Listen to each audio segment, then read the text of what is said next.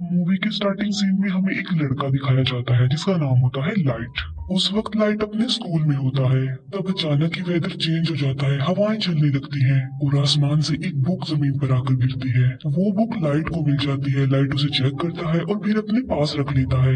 यहाँ पर हम ये जान पाते हैं कि ये कोई आम बुक नहीं थी, बल्कि ये एक एंशिएंट बुक थी। तभी वहाँ पर बारिश भी होने लगती है। अंदर जाते हुए लाइट देखता है कि स्कूल का एक नॉटी लड़का दूसरे लड़के को परेशान कर रहा है और लाइट उस लड़के को ऐसा करने से मना करता है, जबकि बदले में वो लड़का लाइट को पंच मारता है। लाइट के साथ साथ उसका बैग भी जमीन पर गिर जाता है। एक टीचर को लाइट के बैग से दूसरे स्टूडेंट्स के होमवर्क मिल जाते हैं। यहाँ पर लाइट का ये सीक्रेट रिवील हो जाता है कि वो दूसरे स्टूडेंट्स के होमवर्क करता है। इस बात की वजह से लाइट को प्रिंसिपल के पास भेजा जाता है। पनिशमेंट देने के लिए लाइट को अकेला ही एक रूम में रखा जाता है। जब वो अकेला बैठा होता है तो उसे वो एंशिएंट बुक याद आ जाती है। फिर वो उस बुक को रीड करने लगता है और ये कोई सिंपल बुक नहीं थी, बल्कि रूल से भरी हुई थी। यानी इस बुक को रखने के भी असूल थे। ये बुक सदियों पुरानी थी। इस बुक को पाकर लाइट को काफी अजीब फील होता है। जब वो इस बुक को एग्जामिन कर रहा होता है तब वहाँ पर अजीब चीजें होना शुरू हो जाती हैं। वहाँ पर लाइट एक अजीब चीज को नोटिस करता है, जो इंसान नहीं था बिल्कुल भी, बल्कि वो एक क्रिएचर था। उसकी बॉडी की स्किन नोकदार थी और वो काफी डरावना और क्रीपी लुक दे रहा था। लाइट उसे देखकर बहुत ज्यादा डर जाता है, लेकिन बाद में उसे सारी बात समझ में आ जाती है कि ये कोई क्रिएचर नहीं बल्कि एंजल ऑफ डेथ है, यानी मौत का फरिश्ता। और ये एंजल ऑफ डेथ इस बुक का गार्डियन है। एंजल ऑफ डेथ लाइट को इस बुक की रियलिटी बताता है कि ये क्या क्या कर सकती है। इस बुक में कुछ स्पेसिफिक नोट्स हैं जिन्हें डेथ नोट्स कहा गया है। जिस इंसान के पास ये बुक होती है वो ही इसका ऑनर होता है। यानी उस वक्त इस बुक का ऑनर लाइट था। इस बुक की बड़ी बात यह है कि इसके डेथ नोट्स पर जिसका भी नाम लिखा जाएगा वो मर जाएगा। बुक का मालिक किसी को भी अपनी पसंद के तरीके से मार सकता है। लाइक वो कोई भी तरीका चूज करके बुक में राइट कर दे, तो मरने वाला सेम उसी मेथड उसी पैटर्न से ही मरेगा। लेकिन ऐसा करने के लिए ऑनर को कुछ रूल्स को फॉलो करना होगा। लाइट फिलहाल तो इस बात पर बिलीव नहीं करता। बुक के साथ जो एंजल ऑफ डेथ होता है वो सिर्फ उसी इंसान को नजर आता है जो बुक का ऑनर होता है उस वक्त। अब एंजल ऑफ डेथ लाइट को बताता है कि 7 दिन में उसने इस बुक में एक नाम तो जरूर लिखना है, और अगर उसने ऐसा ना किया और किसी का भी नाम इस बुक में ना लिखा तो ये बुक किसी और के पास चली जाएगी। किसी का भी नाम बुक में लिखने की शर्त ये है कि ऑनर को उस पर्सन का ओरिजिनल नेम और फेस जरूर याद होने चाहिए, और मौत का कोई एक तरीका लिखा जाएगा जो एक्चुअल में होता है।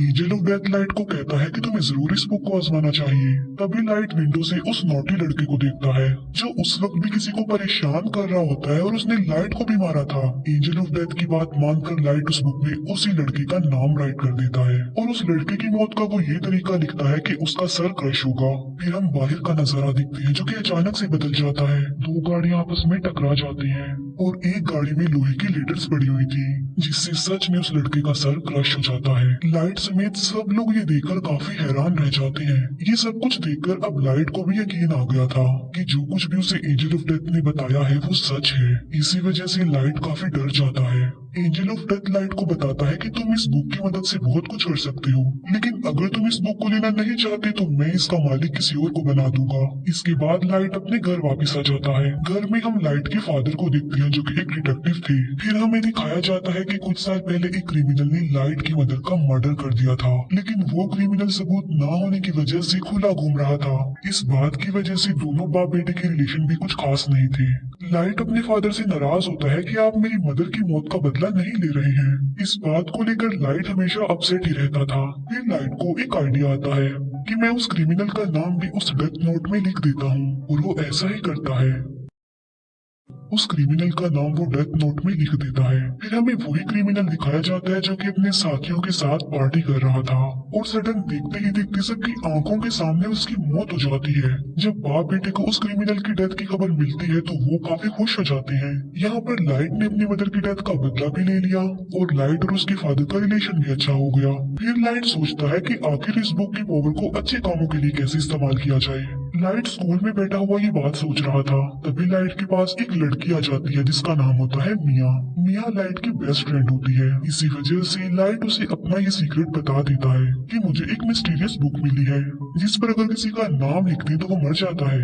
लेकिन मिया इस बात का बिलीव नहीं करती। इस बात को प्रूव करने के लिए लाइट मिया को लाइव न्यूज दिखाता है जहाँ एक किलर दिखाया जाता है। लाइट उस किलर के बारे में डेथ नोट में लिख देता है कि एक गाड़ी उसे हिट कर देगी जिसकी वजह से वो मर जाएगा। अब क्योंकि लाइट को उस क्रिमिनल का नाम और चेहरा मालूम थे तो बिल्कुल ऐसा ही होता है। ये देखकर मिया काफी शॉक्ड रह जाती है। वो प्लान बनाते हैं कि अब हम एक बड़ी ताकत के मालिक हैं और हम इस बुक की मदद से बुरे लोगों को इस दुनिया से मिटा देंगे। बुरे लोग यानी क्रिमिनल्स, किलर्स और इसी तरह के खतरनाक लोग। अब ऐसा करने के लिए उन्हें नाम और चेहरे इजीली इंटरनेट से मिल सकते थे, इसीलिए वो बुरे लोगों के नामों की एक लिस्ट बना लेते हैं और बुरे लोग आहिस्ता आहिस्ता मरने भी लगते हैं। यहाँ पर हम ये भी जान पाते हैं कि बुक का ऑनर मरने वाले पर अपना कंट्रोल भी कर सकता है।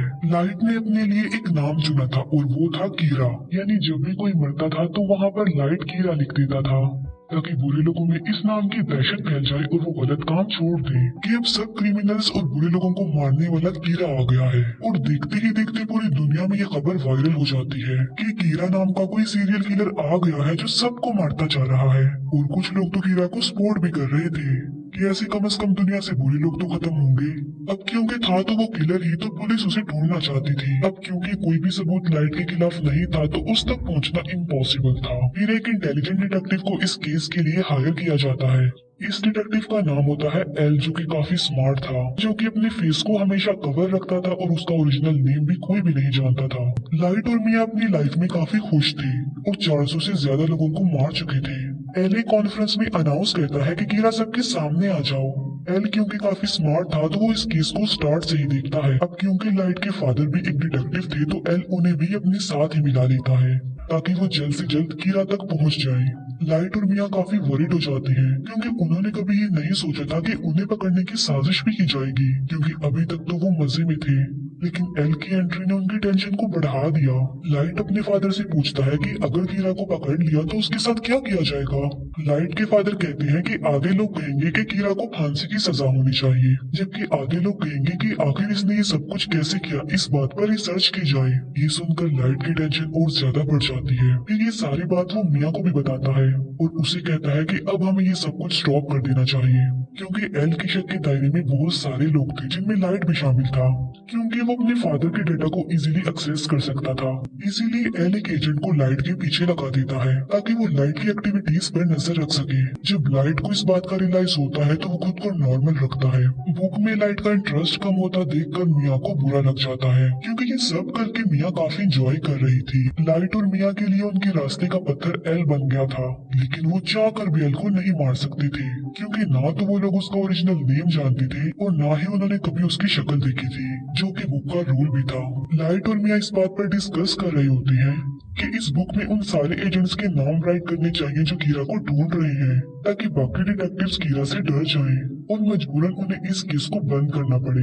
ये सब कुछ मिया करना चाहती थी, लेकिन लाइट ऐसा कुछ भी नहीं करना चाहता था, क्योंकि वो इनोसेंट लोगों की जान लेना नहीं चाहता था। इसीलिए मिया को भी लाइट की ये बात माननी पड़ती है और उस पर एग्री करती है। दूसरी तरफ एल को ये भी पता चल जाता है कि कीरा ने सिर्फ उन लोगों को अपना विक्टिम बनाया है जिन लोगों को टीवी पर दिखाया गया है, और कीरा उन लोगों को नहीं मार सकता जिसका फेस और नाम वो नहीं जानता। अब उस पर शक ना आए इसीलिए लाइट डिसाइड करता है कि वो कुछ दिन लोगों को नहीं मारेगा। लेकिन सडन एक इंसिडेंट हो जाता है। वो सारे एजेंट्स बिल्डिंग से कूदकर सुसाइड कर लेते हैं, जो कि इस केस में शामिल थे और कीरा को ढूंढ रहे थे। लेकिन ये नाम तो लाइट ने नहीं लिखे थे, तो फिर ये नाम किसने लिखे थे? यहाँ से सिचुएशन खराब हो जाती है, क्योंकि अब तक सिर्फ कीरा बुरे लोगों को ही मारता आ रहा था। सब उसे हीरो समझ रहे थे, मगर अब तो उसने पुलिस को भी मार दिया। इसीलिए अब वो हीरो नहीं बल्कि खतरा बन गया जो किसी को भी मार सकता है। इस बात को लेकर लाइट काफी वरीड हो जाता है। वो एंजल ऑफ डेथ से पूछता है कि क्या ये सब कुछ तुमने किया? तब एंजल ऑफ डेथ कहता है कि ये नाम किसी और ने लिखे हैं, क्योंकि ये काम मैं नहीं कर सकता। लाइट के फादर अपनी कॉन्फ्रेंस में कीरा को चैलेंज करते हैं कि इनोसेंट लोगों को मारना बंद कर दो। अगर हिम्मत है तो मुझे मारकर दिखाओ और सबके सामने आ जाओ। ये न्यूज लाइट और मिया भी देख रहे थे। गुस्से में आकर मिया लाइट को कहती है कि तुम अपने फादर का नाम भी लिख दो उस बुक में। मिया को कहता है कि मैं अपने फादर को कैसे मार सकता हूँ, तुम्हारा क्या दिमाग खराब हो गया है? एल और भी समझदारी से इस केस को हैंडल कर रहा था। वो देखता है कि अब लाइट के फादर को कीरा मारेगा या फिर नहीं, मगर ऐसा नहीं होता। अब क्योंकि लाइट के फादर नहीं मरते, जिससे एल का जो शक लाइट पर था अब वो यकीन में बदल जाता है, क्योंकि आखिर वो भी तो एक डिटेक्टिव ही है जो इस केस को हैंडल कर रहे हैं, मगर कीरा ने उन्हें नहीं मारा।